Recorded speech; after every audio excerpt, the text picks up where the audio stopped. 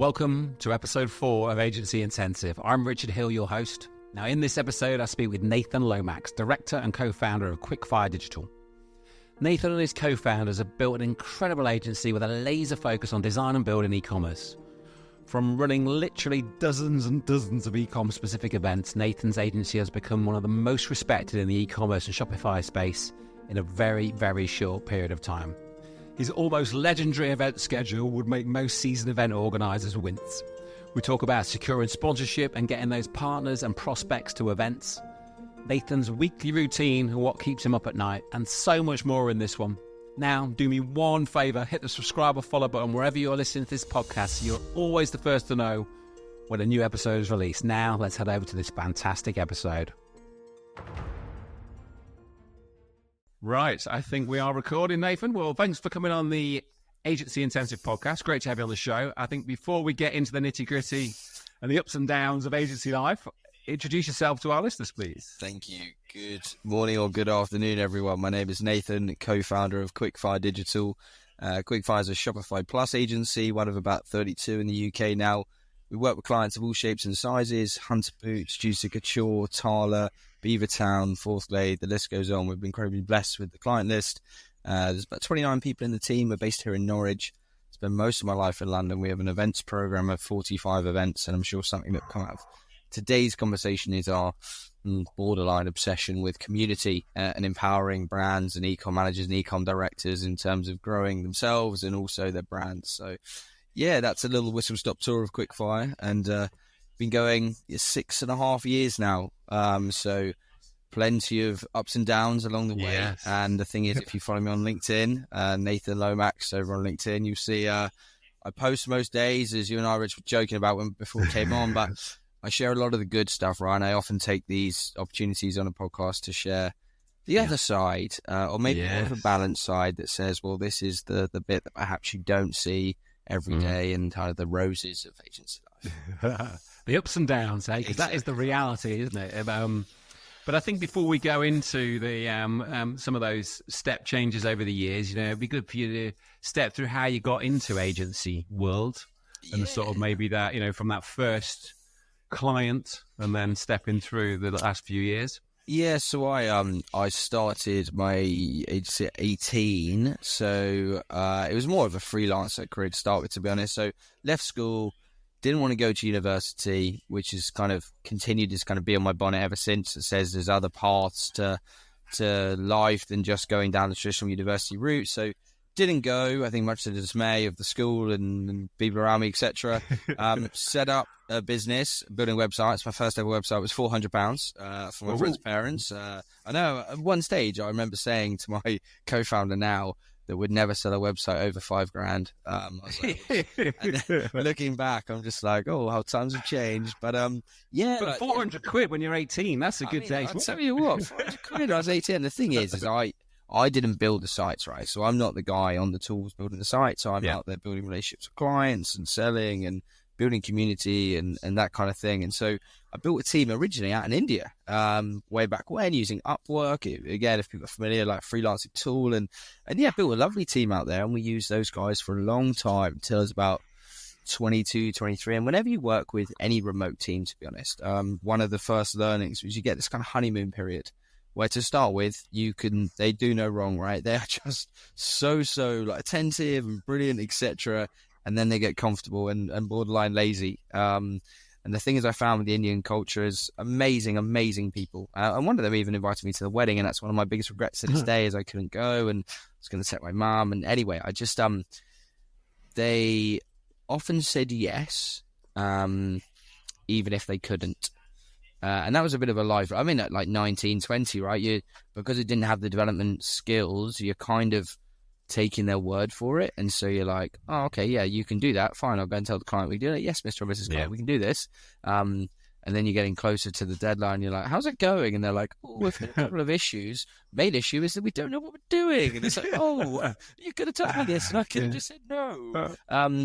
So anyway, that in, I think, 2016-ish, I was with all these sites, you'll need hosting. It was WordPress at the time.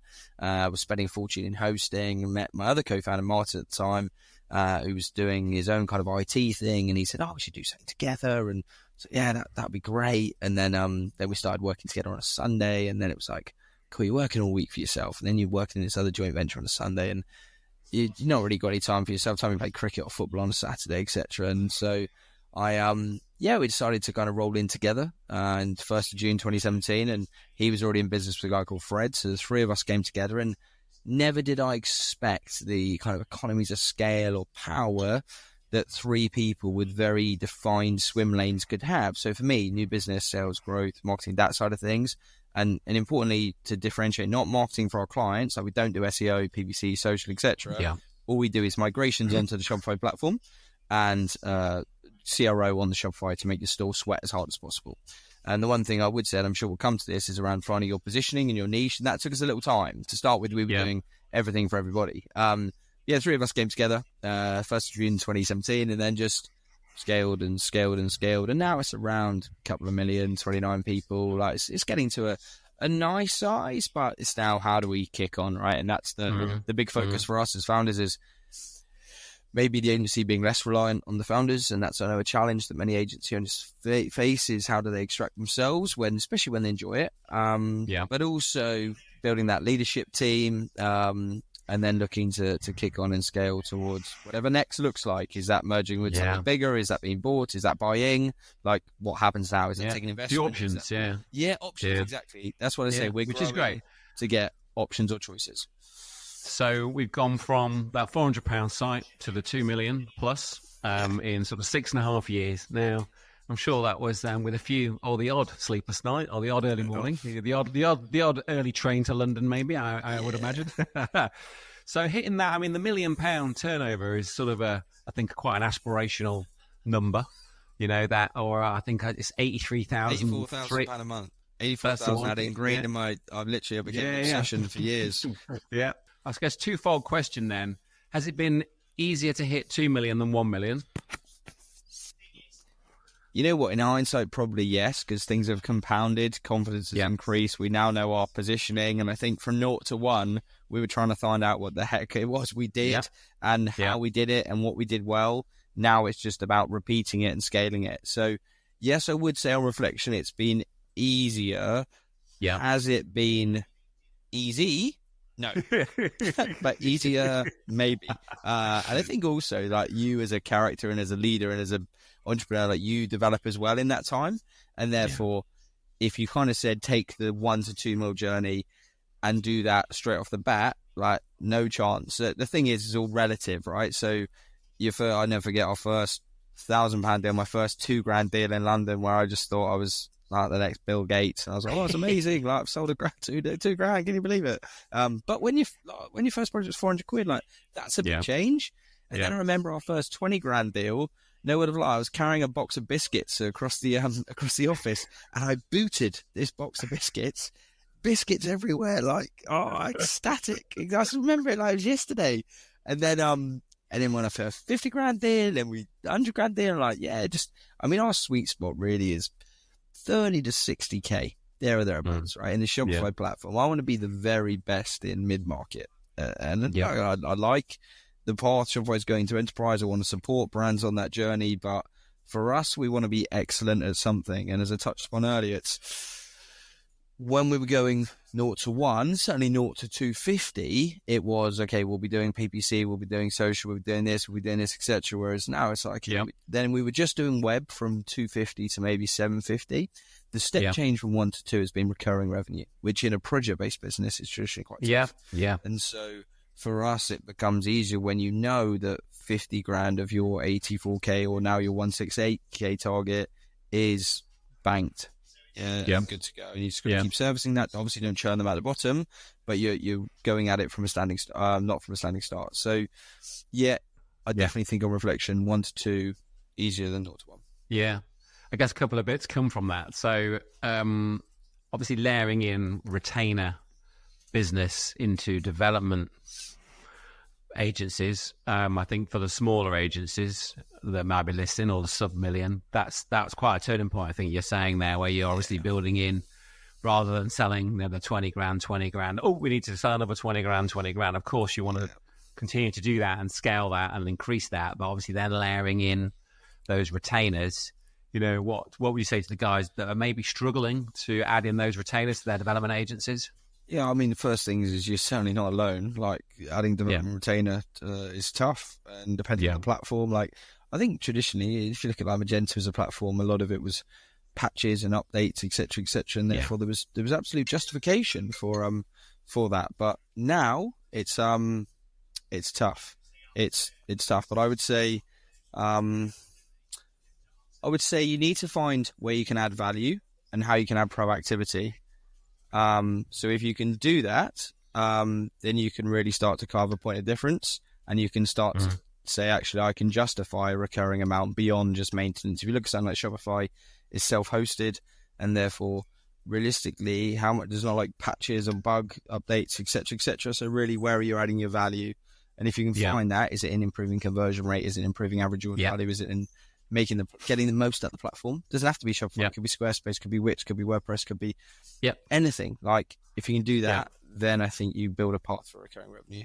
Yeah, no, that sounds great. So potentially there's maybe a little tip there, guys. If you're CRO, in terms of you've got those devs sat there, I think maybe that know a little bit about building websites and improving things and building on those retainer, or starting to build. There's nothing better than waking up to those direct debits every day, is there? No, well, exactly right. And I think the only thing is, it's sometimes you see people getting complacent, right? And you just think, okay, well, yeah, we're here. And one thing I'll never forget last year when we were mapping out growth plans, and we were just kind of mapped it out, was just like adding 2 or 3K every single month. And you look back and you don't account for churn, right? And naturally you're going to get churn. Now you've got to be careful with churn, and naturally everyone sees it as negative, and I'm not for one moment saying you want high churn, but at the same time, some kind of churn is probably natural over a 3-4 year life cycle. People are going to move on, people are going to change, people are going to move role, people are going to come into posts and want to bring existing agency, etc., or pre-existing relationship, and therefore that's something you've got to be realistic about. But at the same time, if you're going to focus on anything, it will be reducing/minimizing churn, because that you want that retainer pool to grow over time. So, I think that's brilliant. So shifting from, sub 1 to 2 and moving past that, obviously you are very much, you're very clear on your proposition, Shopify Plus for X, Y, Z, was that quite a turning point? And would that be sort of, what would your advice be to people that are maybe doing a bit of this and a bit of that? And obviously you're very much, I think, very focused on your ICP, talk to us about that. Yeah. So I think that took time. Initially, it was, we were doing WordPress development primarily. And so when we first decided we were going to make this transition, and in transparency, it was e-commerce or hospitality was the path we were going to go. And eventually, thank goodness we took e-com, right? Because then COVID, et cetera, and how different life could have been. But I think looking back, the pipeline transition from 95% WordPress, 5% Shopify to maybe 80-20, and then 70-30, and then 60-40, and then you got the flip, and then suddenly now I look at the pipeline, I've got nothing in there for anything other than Shopify. But that's not an overnight transition. That's a probably 6, 12, 18-month transition, because while all this is going on, you're still trying to maintain and grow an agency and pay overhead and keep lights on, etc. So it's a very fine line, and saying no more than you say yes is difficult, particularly when you're chasing growth targets and you're wanting to do new things and experiment with stuff. That's hard. But the one thing I would say is, as soon as we did do that and became known for something, that I feel like now I know I'm fishing in a smaller pond. I now know exactly who my type of customer is. I can be far more intentional with my activity. And if people take anything from today's session together and the notes I'm sharing, it's really that intentionality. How can you make sure that what you do with intention? So if you're going to be a WordPress developer, how can you be the very best, and how maybe can you focus on a sector rather than a service? So, okay, if you're going to do WordPress as a platform, well, it's incredibly competitive as a landscape. So then how do you carve that niche, and how do you carve that niche outside of price point? Well, is it sector? Is it something within WordPress, a particular WordPress site? Is it client type of a certain size? Like, so for us, Shopify, realistically, Brad's doing 2 to 30 mil. You occasionally get some a little less, you occasionally get some a little more, but we're seeing more and more people looking for this kind of inverted commerce everywhere approach, where they're looking for Shopify POS for the retail offering, Shopify Store, Shopify or Shopify Plus. And then you might look at, okay, what are the other ancillary products? Is it Shopify B2B, the latest focus there, or is it Shopify Payments, or is it something else? Yeah, so very focused, I think, is the message. But it takes time, doesn't it, to figure that out. You've got the bills to pay while you get there, so you figure that out. And obviously, ideally, it's something that pays quite well. There's a market that you're going to get in front of people with that are in that market. Yeah. And that probably brings me on to a couple of options now. I think, you're very well known, I think we can say, for events in the e-commerce space. You spent the last few years, e-com, we're going Shopify e-com, we're going 2 to 30 mil e-com, maybe a bit more brand focused. So now you've got to get in front of those people. So you know who they are, but you've got to go and find them, Maybe talk to our listeners about some of the things you've been doing around events to sort of get those ICPs at events, or the people that have the ICPs potentially as well. Cool. So that, if I'm honest, that started with that approach, which is the people that have the ICP. So we were doing 50 meaningful conversations a month, which is taken out of the book Agencynomics, and I kind of followed that as a kind of Bible, if you like. And one of the things there was around that level of conversations. Then we had lockdown. So then I was having 400 conversations a month and meeting an awful lot of people. And that was just... Whoa, hang on. 400? Yeah, 400. So 20 calls a day for 30 minutes a day, 10 hours back to back, non-stop, 400 calls a month. And the best bit about it was, Richard, the magic ingredient was 5 introductions after every call. So every call... So the model is basically based around reciprocity. And now I've been doing it a little time. I now know it. But at the time, it was like... genuinely blissfully innocent. I had no idea what the hell reciprocity was, but it was basically the concept of get on a call, listen for 25 minutes, speak for 5, try and make 5 intros that are going to better that person's life, and then go on to the next one. And the trouble is, after you're doing that for 6, 7, 8 months, whatever it was, yes, we met an awful lot of people, but my God, I was up till like 3 a.m, churning out intros to people. I was trying to read through notes, and I was like, what the hell have I written here, etc. So that was but that was that. But what that did is then I was like, okay, well, I need to continue those relationships with people. But the trouble is that's then multiple 400. Let's say did it for 6 months, like nearly 2,500 calls. Like I can't just keep having those or coffees, etc. So I was like, what about if I ran an agency lunch where I could get 40 or 50 of those people in a room at the same time, and then over 2 hours I can achieve what I was achieving in 100 hours. That's brilliant. Or 25 hours. So that was the concept initially. And then we were doing those, and I felt comfortable doing those. I got my confidence doing those. And I was thinking, actually, this is great, but we're always like not talking directly to brand. We're going through person to talk to brand. And how do we go directly to brand? So it was like, okay, well, what about if we ran a retail dinner where we could talk directly to brand, lift and shift, exactly the same concept, but talking to brand direct? And we did 1. And we did 2, and I'm a character of excess at the best of times. So I was like, well, we're not going to do... Last year was really when we decided we're going to double down on events. We went from probably 2 events a year in 2022 to 45 in 2023, right? So just like 45 events, Horror Events Partnerships Manager, let's go, let's do it properly. Spending 3 nights a week in London, all in. And that's another thing, is that if you want growth, in my opinion, you don't play with it. You go all in. So it's being intentional. Like, okay, you want events? Here's 45 of them. And what that did is, interestingly, that helped us learn what worked and what didn't. So you've got, 45 sounds a lot, but when you break it down into event types, it's 5 or 6 repetitive event types. So retail dinners, let's say there's 8 of those. Agency lunches, 4 of those. E-com partner events, 4 of those.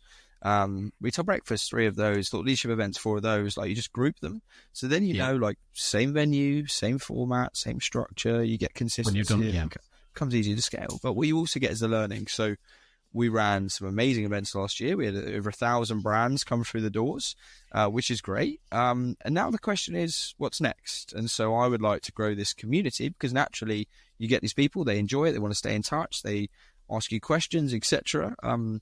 The question is now, how do we turn that to something, again, more intentional? So let's build an actual community, and let's try and take that to 5,000. And if we get 5,000 brands in a community, then It's a safe space where they can talk about challenges, wins, frustrations. I want to know an agency for this. Does anyone know a recommendation for this? Not even Shopify related. I'd like to speak. Does anyone know an ops person? I had someone reach out to me the other day that came to our event. She's lovely, running a lovely business. She said, yeah, does you know anyone that does ops for e-com brands? I was, oh, funny you say that. I do, and hooked her up, and that was great. And now people come to you with, I had someone the other day reach out, got a quote from an agency, and I don't even know if they're looking for our agency to quote to us. They just wanted a second opinion. And the thing is, you're moving that dial from being sales to more consultative, kind of like a trusted advisor. Exactly right. And that's a transition I encourage anyone to go on, is how can they shift to that kind of trusted advisor where genuinely you are looking to do what's best for that brand. And that sometimes means you have to walk away. And you can only do that when you're in a position of strength. And what I mean by that is, if you're chasing revenue, if you're trying to plug gaps, etc., we're all guilty of it, have been guilty of it. You will onboard the wrong type of brand that you know you're not right for, but at the same time, you're like, but I need it to hit a certain number, etc. And on reflection, getting to that 84,000 I was saying earlier, I was kind of made such a thing of it in my head and what it was going to be and how life would be so different. And if I'm honest, I don't want to take the magic away for anyone chasing it, because it's important to have goals and numbers, and when you write them down, you're far more likely to achieve them when you don't. But the problems magnify. I'll never forget once I went to a kind of mentor/friend, runs an agency in London. I was like, I don't know what I'm going to do. I've got like 2 weeks and I've got to find 10 grand to pay the wage bill, etc. It's about, I don't know, 4 or 5 years ago. And he was like, 10 grand. I got like that amount of time to find 100 grand. And you just realised that it was just relative to that size. And so really, like, and all of a sudden I was like, oh, in that case, I haven't really got a problem, have I? And that's the, but in that moment, that seems like the biggest thing in the world, right? And so, the thing I would say is that whatever journey you're on, there are certain things, such as this being intentional, such as this going all in, that it doesn't matter if you're trying to get to 250 this year or you're trying to get to 50 million this year, those principles still apply. Yeah, no, I agree.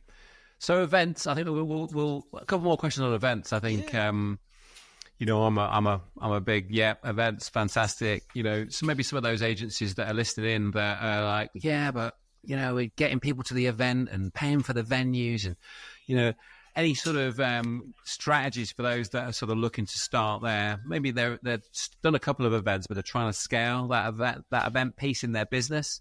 And trying to get those people, I think is possibly the harder piece, where, running an event, nice venue, great, get your credit card out, done, you've got your nice venue, you've got your nice food, but getting those people to turn up, and then maybe a sponsor that can help take some of the pain away. What would you say on those 2 points? Sponsorship and getting good bums on seats. So to me, it's a mindset shift in terms of you're not selling something, you're gifting something. You are carrying the value, right? So to the sponsor, okay, we would like £2,000. You're not selling £2,000. You're selling the opportunity to speak to 12 or 14 brands. So that's the way to tackle that one. In terms of the brand, it's like you're educating, you're nurturing, you're helping. Like, it's not about working together. It's not about, okay, if you come, you have to be a client. It's about, how can I offer as much value to you? And it's a real top of funnel activity, right? Like, okay, I'd like you to come to an event. I'd like you to see what it's all about. I'd like you to learn from it. I'd like you to meet some great people. I'd like you to have some great food. I'd like you to leave it feeling like you've learned a lot. I'd then like you to come to another event, or I'd like you to start to talk to me as if you have a problem. I always reference my phone as the bat phone. And I'm like, if you have a problem, you call this bad boy, and I'll try and help. Whether a like an end. Is there an end? Yeah, exactly. Let it It was funny actually. Someone, a lovely lady called Charlotte. She came to one of our dinners. Didn't work together. She was on Shopify, but didn't work together. And she was saying that she was happy with her existing agency when I got chatting with her, etc. And that was great. And because you weren't doing the hard sell, I just said to her, look, if ever you have a problem, you just have to shout. It's my personal number. If ever you get stuck, shout. Anyway, Black Friday, the day of Black Friday, who calls the bat phone? Charlotte. She's like, Dave, you're not going to believe it. Yeah, this has gone wrong. I've got a massive problem. I don't know what to do. I'm losing sales every minute. So I logged in, got access, just reverted back and helped to solve it. And then And then, of course, you build that deep reciprocity, right? Where she then decides, actually, again, she doesn't then need to decide, I must now go and work with them. But what she does decide is that she owes you in some way or another. Yeah. So she goes on to community she's part of, women in the e-commerce community, and she posts about this experience where I've just stopped what I was doing and I just got home from a long week in London and I bought the kids a Chinese and I was like, really sorry kids, but I'm not going to be able to enjoy this with you. I've got to go and help Charlotte out, and did all that. And the kids and Nikki are very understanding, but at the same time I think they'll be like, oh, for God's sake, just give us 5 Here we are. Here we are again. Yeah. And so I did this, and anyway, so she did this post. I'd say about 5 or 6 inquiries off the back of it. Where people are like, just really genuinely coming from a place of helping and bringing people together and connecting people, and I can relate very much to that. We did an event at the IRX at Birmingham probably 8 years ago, and I met a guy, and I actually genuinely can't remember meeting this guy. But I spoke to him last week, and he said, you might not remember. He said, but we were just starting out, and it was clear that we were just starting out. But we came over to your stand, and you were really busy, but you made a point of giving us 20 minutes of your time, which just seems normal to me. Yeah. And he thought, why would I give him 20 minutes of my time? Because he's just started out, literally just started out. He bought his first sort of batch of stuff. Yeah. And he's thinking that I would think that he was too small. And at that time, maybe he was probably, to be a client. And then he rang me last week and we had an hour call, and the team are working on it, but it's looking like he's going to be quite a client. He's now got an 80,000. He's got an 80,000 plus square foot warehouse. He's had a, he's done brilliantly in the last 8 years, and he's sort of remembered our conversation from 8 years ago. So yeah. Okay, so that is beautiful. That there is exactly what I'm encouraging any agency to do. Right, is pay it forwards, build reciprocity, educate, nurture. Don't go in with the hard sell, and trust me, it comes back. And sometimes if you're looking for short-term pipeline, it can be demoralizing. Where you're like, bloody hell, there's only so much of me I can give, and I need the return. But honestly, it compounds over time. Yeah, no, I love that, Nathan. Thank you for sharing. So. Typical day. I know you're I think you've taken 9 phone calls since we've been talking, but I'm saying no now. Yeah, I've not really texted anybody. So step us through a typical day. I think people will be listening in, thinking, oh, they're quite busy, but there's levels, isn't there, of like getting stuff done. But what's a day look like for you, Nathan? When I'm at home, I love to do the school run. I think that is really important. Admittedly, I'm in London now 3 days a week, and so I don't get to do as much as I'd like to, but I like having that moment with my stepdaughter and spend time with her. Then I'm absolutely crap in the morning, so I don't get up till fairly late, like so 6:45, 6:50 is our real struggle. Essentially do the school run, head into work. Let's say it's a Monday or Fridays I'm in the office, so they're probably the easier ones to gauge. Then it normally stems around catching up with the team internally, seeing how everyone is. Like Mondays and Fridays are my chance to be present in the office and to make sure everyone's all right, and also just to hear what's going on. And then you're on calls, basically back to back. And so I try to long-term think, I'm going to keep white space, I'm going to keep it nice and free, etc. And now when someone cancels, they feel really bad, but I'm like, it's actually a real gift, because it gives me half an hour back on my day where I can have a gap, right? And it sounds crazy, but I should. And whenever I'm mentoring and talking to agencies or brands, etc., I'm like, make sure you block in lunch, and I need to take some of my own medicine, right? Because when I'm in London, you're constantly back-to-back call, coffee, conversation, etc. You get to 6 o'clock and you're like, I should probably have some lunch about now, or breakfast. And then you manage to eat something which isn't jelly beans from the TOG group, which is my little office I work from. And then you go straight to an event, which is most nights is an event 2 or 3 nights a week. Try and set that kind of boundary of 2 or 3 nights, where I think that's a fair amount to be out, and then the rest try and be at home. The only thing I would say is, if you're going to be home, the challenge is trying to be present when you're home, because you are there, but you might as well not be there. Yeah, because you're not thinking about being there, or you're not thinking about what's going on or what's on the telly, etc. You're thinking about work. You got to put the bat phone down. Yeah, the bat phone down, and that's the trouble. Like, people talk about personal phone and work phone, etc. And you know what? I love it, and I wouldn't change it for the world, and I just want to do more of it. But at the same time, my challenge over the next 12 months is, how do I build that separation that there is more to Nathan than just Quickfire.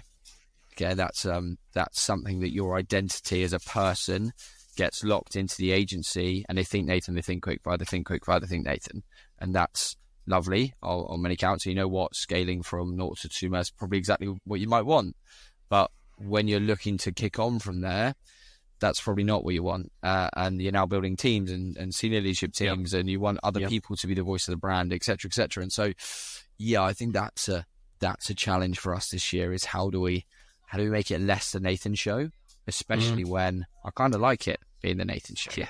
Right? So I'm kind of going against what I like in turn of what's right for the agency versus what's right for me. Yeah, no, that makes perfect sense. So I guess that hiring and getting the right people in the right seats, what would you say? Obviously, you say you're 29 people. Yeah, 29 now. So some of the learnings that you can impart on our listeners around that sort of, because I think there's like a couple of key milestones, like 10 people getting past that 13. 13 was our first one. Yeah, 13, I'll never forget it. Unlucky for some. Yeah.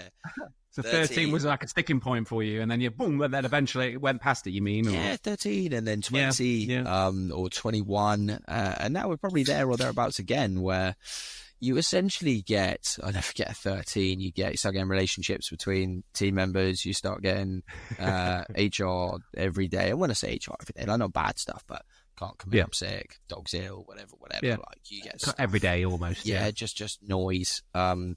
And then at 20, you then start getting more and more around hierarchy and career progression, and actually there's less about everyone being scrappy and getting to where you want to get to. And now it's like, it's a more corporate structure, and you've got different levels and reporting and the chance for promotion and that kind of thing. And now at 30, you've got this senior leadership team level, and how do people get on there? And if they're not right for there, then how do you have that conversation? They can still grow without being on it. And yeah, I think the best thing we did most recently is hired a head of people to try and just take that noise away from the founders. And so at 13, I would say 0 to 13, it's very much a family feel, right? And we used to have people back to my house, and like it was very much kind of like very intimate. And then 13 to 20 was a little bit more distancing myself and making sure I wasn't always the last one out on a night out, and you were just kind of like just getting those boundaries. And then 20 to 30 has really been around trying to empower people more and letting go of that kind of accidental micromanagement, where you're like, you'd see someone send an email or reply to a client, and you go, I wouldn't have done it like that. But at the end of the day, that's where you hire people, right? Like you can't change what everyone does. You can try and educate. I've still got work to do on that personally, to be honest, in terms of just because I wouldn't have done it that way, it doesn't mean that can't be done. And I actually got to a point, actually not that long ago, where when you're in the office, you can't help but overhear conversations, and you overhear something, and then you want to jump in and solve it. And actually you take away the opportunity for them to solve it, and they can solve it, right? What you need to do is more hold up the mirror, less give the solution. And that's something I'm trying to read about and learn about, is I need to be like, okay, you've come to me with this problem. What do you think is the solution? How are you going to solve it? Yeah, how are you going to solve it? Rather than, I see this as a problem and I think you should do this, and this is who I'd do it, and there's a script I've written for you to send, and everything else, like, no. Your problem. How are you going to solve it? I'm here. No. Yeah, I'm the stabilizers. I'm not the bike. Yeah, no, I love that. So your senior leadership team. Yeah, I think those that are, I'm personally interested as well. Sort of how that's made up, and how have you sort of promoted so many people within the business, brought people in for specific roles within that leadership? Yes, it's a small team at the moment. So there's 3. There's Eva, who kind of heads up projects at the moment. There's Matt, who heads up development. And then there's Kat, who looks after people, who's that recent hire I talked about. And I'd like to have, we tried an ops role last year, and for whatever reason that didn't work out. And so we're that will be another role eventually that joins the SLT. There's someone probably to manage growth. Finances don't join the SLT sessions, but at the same time they probably would have a voice there. So you'd probably have finance, ops, growth /revenue, project retainers, dev, something in and around that. as a structure, and then you've got the founders, of course. So us founders are there offering input, and I think the next thing for us is that we've never done this before. We've never been this size. We've never had these structures, etc. So you kind of are sometimes learning a bit on the go, and therefore the one criticism I would have, or bit of feedback that we need to improve on, is the structure of those sessions. They can very easily turn to like daily stand-ups just on steroids, right? So they're just like, oh, okay, well, I'm going to talk about this client over here. And I was like, no, that's what the daily operational meeting's for, right? This is that's not for this level, more strategic. The best thing we did recently is we did with the marketing team, we did an offsite, and I took them to a totally different location, and I sat down with them the whole day, and we spreadsheet down. I just said, right, top level, I want you to forget any kind of cash restraint, any kind of time restraint. How do we 10x this activity? Like, I want to know big picture. How am I going to 10x it? And like, okay, you can introduce new markets, you can do this, you can put more spend behind it, etc., etc. I was like, great, this is the kind of thinking where we need to get to. So the challenge for team leadership team is, how do we do the same? Like, don't spend our time thinking how we're going to go from today to tomorrow, but how we're going to go from 2024 to 2027. Yeah. Big thinking rather than trying to... Big thinking. And we don't get as much time for it as we'd like, and those are the sessions I think where we should focus on that. And also just getting the guys to report it only War and Peace, but at the same time giving them some accountability, right? Like, this is your area, like, tell us what's working well, what's not. And we often use a RAG system, like red, amber, green. What's going well, what could be improved, what actually needs to just stop and start something totally different. And that is something that the art of all of these sessions and meetings in time is the follow-up and the actions. And again, that's one thing. If you're listening and you're thinking, oh, I'd love to see a leadership team, or I'd love a few more internal meetings, etc. Don't forget the opportunity cost of the meeting. So the opportunity cost of 6 people in a room, £115 hourly rate, times that, okay, over 2 hours, like, suddenly it's a cost to the business, or an opportunity cost to the business. And then if you're not taking actions and following up on the actions and following through on the actions, was there point of the meeting in the first place? And so just being overly critical of yourself to say, if we're going to do it, we're going to do it properly, or we're not going to do it at all. Do you have a specific sort of model that you follow? I know a lot of agency owners talk about traction and EOS. Do you have like their sort of meeting structure is like an L10, for example, where there's sort of, they have an IDS section, and that's really what the meeting's about, is identify, discuss, and solve it quick as you can, and it's nice and snappy. No, we it's a gap for us. We have a traffic light system, or a RAG system, and we try and follow that as best we can. But at the same time, I'd say, again, a bit of feedback from the team is that it's so easy to get distracted, right? So someone talks about a topic, and perhaps they don't have all the context of it, or perhaps they are emotionally charged by a situation that came around it, and suddenly you've gone into a rabbit hole for 55 minutes about a topic which is not even a senior leadership team topic, let alone a 55-minute topic.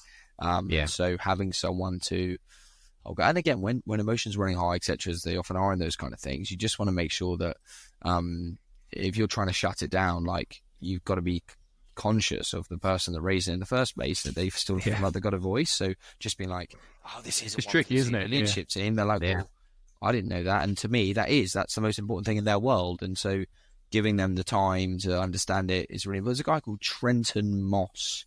Don't know if you come across him. He's written a really cool book that I was reading the other day about this. I'm just trying to think what it was called. It's called Human Powered, by Trenton Moss. It's a really nice book around that and meetings, etc. I really enjoyed that. So that might be one to have a look at. But it's, if you can do meetings, do them properly, or don't do them at all. Yeah, I think that's brilliant. No matter about if you're tracking your time like you should be, I think. Then we got another hour.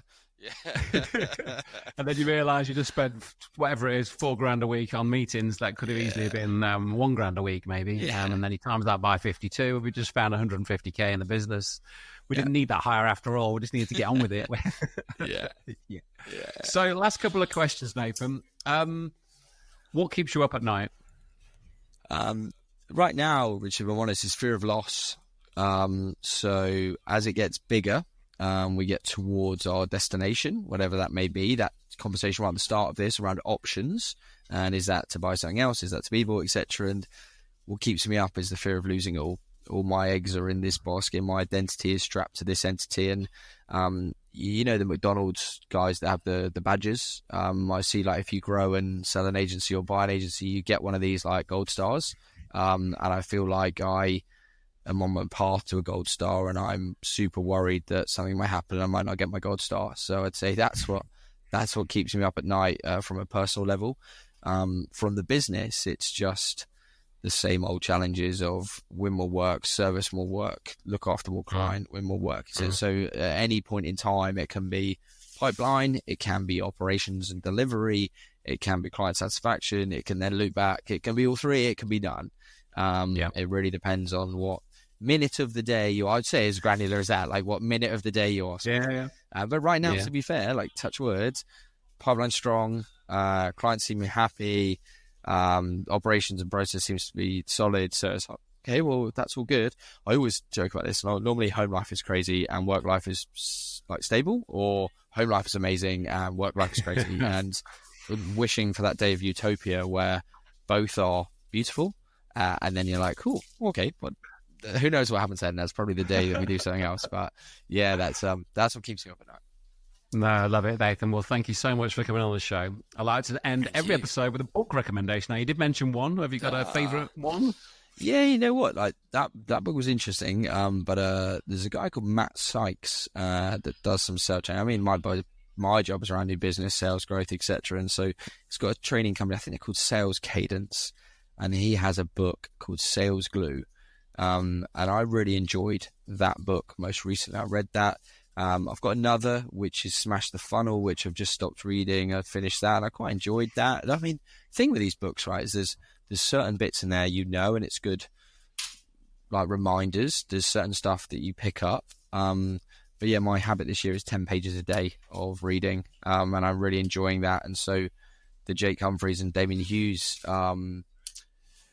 book, it's a gold cover. I'm just trying to think what it's called. That's also a really enjoyable read. That was my first book I read this side of the year. So yeah, those 3 or 4 is books I've read this year, and I've really enjoyed them. I like books with practical tips. Yeah, I go on holiday. I don't want to read fiction. That's not my thing. I just want to be like, how can I grow this thing? How can I get better? How can I be a better leader, a better person, a better partner, etc., etc. Anything around self-help, etc. I'm all brilliant. In. Well, thank you, Nathan. It's been an absolute blast having a listen to the journey and where you're heading. Looking forward to, I think maybe in 12 months we'll get you back on and see how things are going. See if you're getting up earlier or later. I'll be smiling or crying, but either way, it's a real pleasure. And what yourself and Carrie Ann and the team are doing is awesome, and I really appreciate all your help and support. So thank you for having me, and I look forward to keeping in touch. Yeah. So for those that want to find out more about you, Nathan, and more about Quickfire, what's the best way to do that? Yeah, just LinkedIn is probably the best way to find out about myself, about Quickfire. To be honest, it's probably LinkedIn again. We are doing more and more events and webinars and things like that, but actually my life is spent on that platform. So I can thoroughly recommend following Nathan on LinkedIn. I wake up to most days to Nathan's updates around e-com and his adventures. So I thoroughly recommend following Nathan on LinkedIn. Well, thanks, Nathan. Yeah, it's been an absolute blast. Thanks for your time. Take care. Cheers. If you enjoyed this episode, hit the subscribe or follow button wherever you are listening to this podcast, so you're always the first to know when a new episode is released. Have a fantastic day, and I'll see you on the next one.